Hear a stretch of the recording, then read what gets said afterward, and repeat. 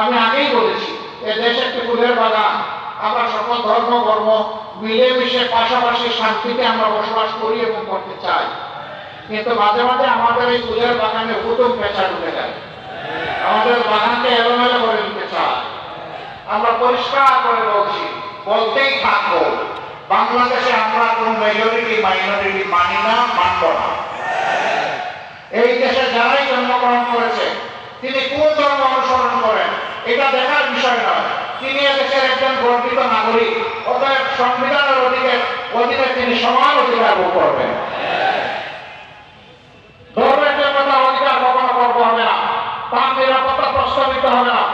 রাষ্ট্রের দায়িত্ব তার অধিকার তার হাতে তুলে দেওয়া এবং সকল নাগরিকের মতো সকল ধর্মের সমস্ত প্রতিষ্ঠান এবং নাগরিকদের নিরাপত্তা অভিযান করা। এই রাষ্ট্র যতদিন গঠন না হবে আমরা আমাদের সংহত অবস্থান থেকে সর্বাত্মক চেষ্টা চালাবো। 5 তারিখের পরিবর্তনের পরে আপনারা দেখেছেন 4 দিন বাংলাদেশে কোনো সরকার ছিল না, ওই 4 দিন ছিল